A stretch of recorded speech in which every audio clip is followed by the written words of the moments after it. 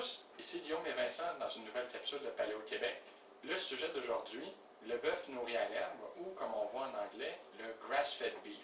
Est-ce que le jeu en vaut la chandelle parce qu'on s'entend que c'est un produit qui est extrêmement difficile à trouver et qui est assez dispendieux. Alors, quels seraient les avantages, Guillaume, de consommer du bœuf nourri à l'herbe? Premièrement, ce qui est assez clair, c'est que le bœuf nourri à l'herbe, il va être en meilleure santé.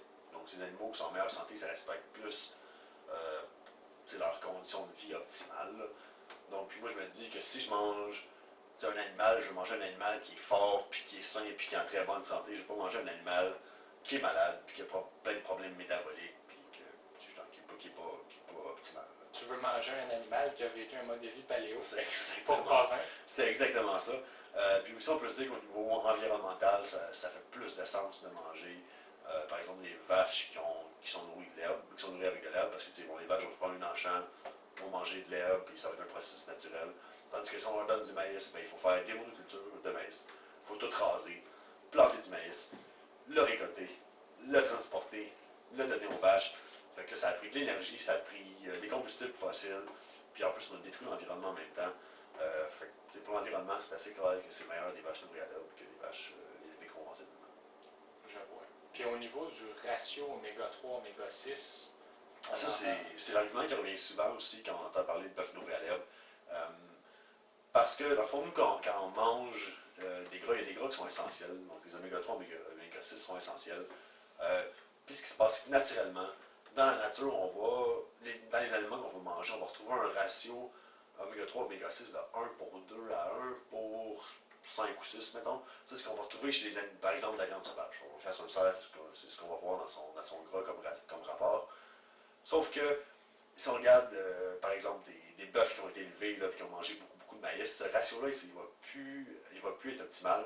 Puis on va voir un ratio de 1 pour oméga 3, oméga 6 de 1 pour 20 à 1 pour 30. C'est quand même une grosse différence. C'est une grosse différence en termes de ratio, justement. Fait qu'on peut se dire que c'est peut-être pas le meilleur gras à manger, par exemple. Il y a peut-être quelque chose qui se passe dans le métabolisme de la vache qui fait qu'elle n'est pas en si bonne santé.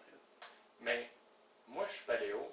J'ai pas l'argent ou j'ai pas les moyens de me procurer du bœuf nourri à l'herbe. Est-ce que c'est grave? En fait, c'est pas si grave, parce que c'est définitivement plus important de manger de la viande que de ne pas manger de viande.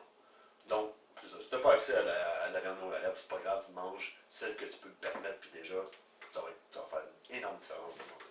Donc, moi, je m'en ferais pas tant que ça avec ça. Je vois.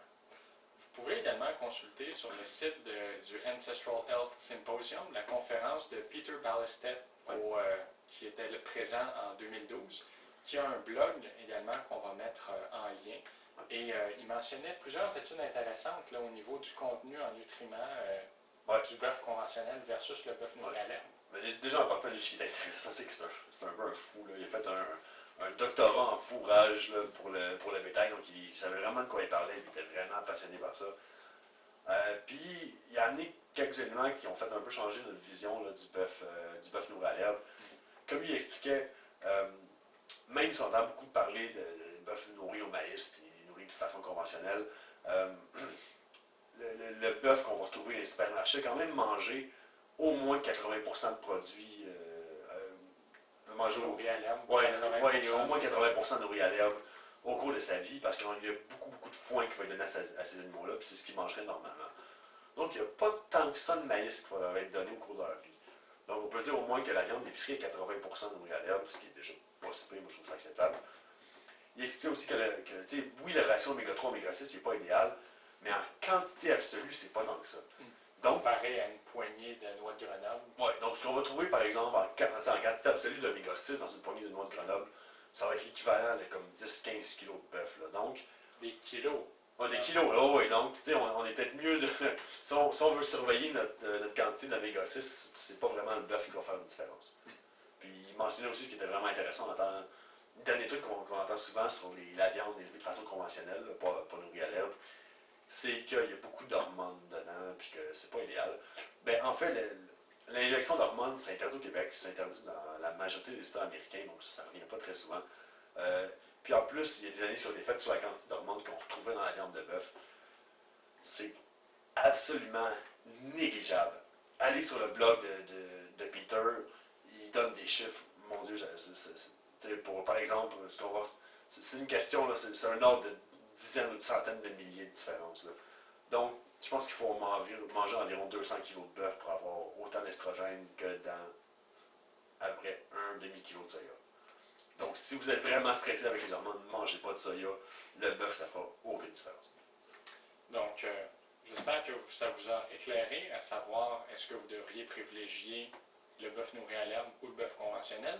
On nous dit que le bœuf nourri à l'herbe est beaucoup plus savoureux, alors c'est peut-être la meilleure raison pour en consommer à la lumière de ce qu'on entend. Vous pouvez également consommer de la viande chassée, qui a un peu le même effet que la viande nourrie à l'herbe. Des animaux qui ont grandi dans leur habitat naturel ont, comme Guillaume a dit, un meilleur ratio d'oméga 3, oméga 6. Et c'est ce qu'on appelle également du happy meat. La viande heureuse. La viande heureuse, alors quelqu'un qui a un animal qui a vécu toute sa vie avant de se faire abattre. Donc, les végétariens même consomment des fois de cette viande-là. C'est peut-être une avenue, si jamais vous avez des végétariens difficiles à inviter à souper. On ne sait jamais. Alors, on espère que ça vous a éclairé. C'était Guillaume et Vincent dans une capsule de Paléo Québec. Bonne fin de journée.